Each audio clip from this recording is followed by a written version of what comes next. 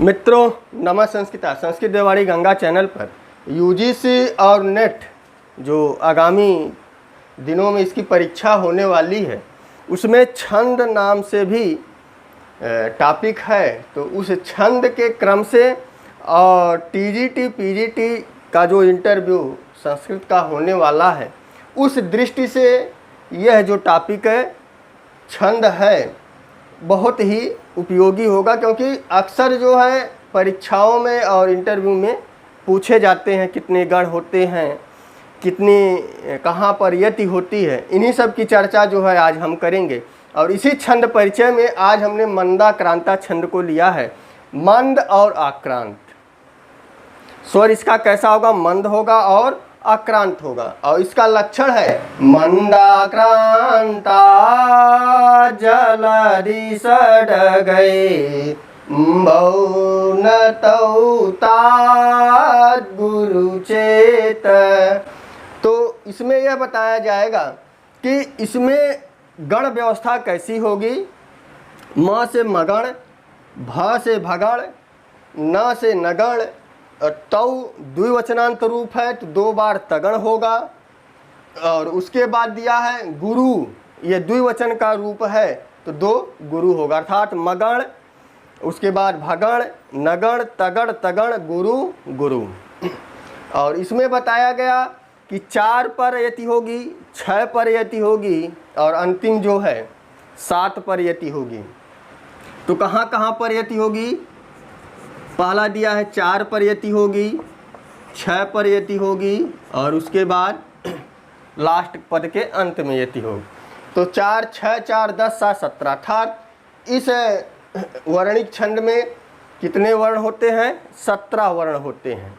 आप गण व्यवस्था में गिनेंगे तो 1, 2, 3, 4, 5, तो 5 गण हैं तो 5 गुणे आप 3 करेंगे तो 15 हो जाएगा और 2 गुरु, 15, 2, 17। तो यहाँ पर दिया गया है हमें 4 पर रुकना है, 4 वर्ण के बाद, उसके बाद 6 वर्ण के बाद रुकना है और उसके बाद अंतिम पद के अंत में रुकना है। तो रुका कैसे जाता है? तो यति का आप जानते ही हैं कि गायन करते समय अल्प समय के लिए रुकना ही वहाँ पर यति कहलाता है। तो यहाँ पर एक उदाहरण हमने लिया है जो कालिदास विरचित मेघदूत के पूर्व मेघ का प्रथम श्लोक है।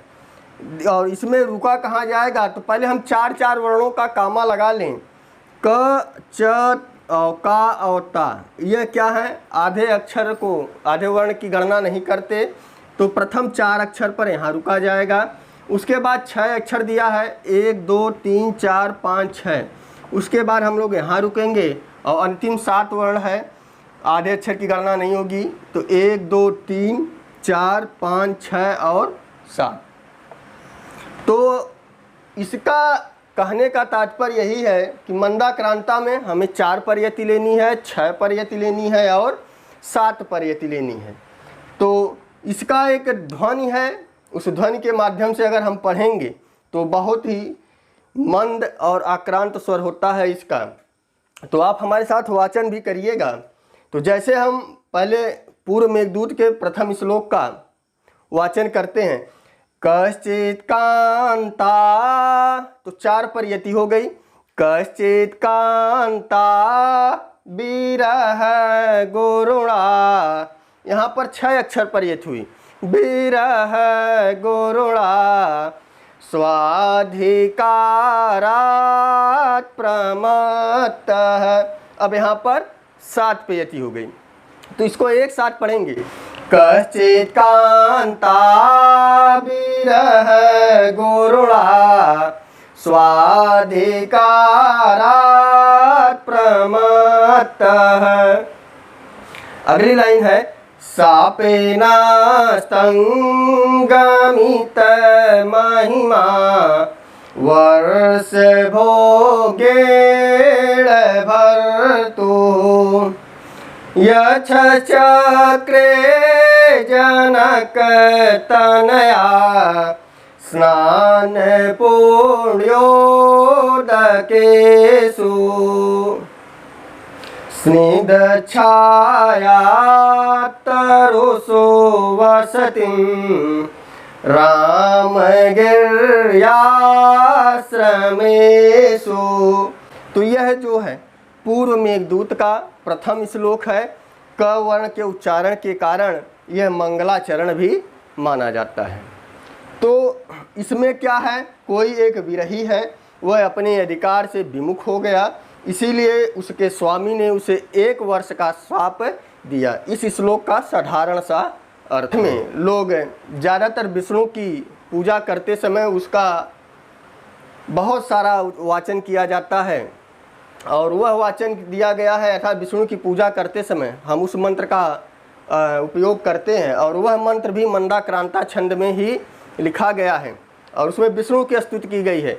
शांताकारं भुजगशयनं पद्मनाभं सुरेशं विश्वाधारं गगनसदृशं मेघवर्णं शुभांगं लक्ष्मीकान्तं कमलनयनं योगभिर्ध्यानगम्यं वन्दे विष्णुं भवभयहरं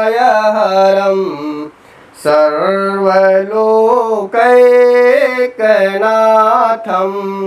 तो यह भी मंत्र क्या है, मंदाक्रांता छंद में लिखा गया है। लेकिन आज के जो विद्वान लोग हैं, जो ब्राह्मण लोग हैं, वह इस छंद में न पढ़कर वह अपने ही धुन में इसको गाते हैं।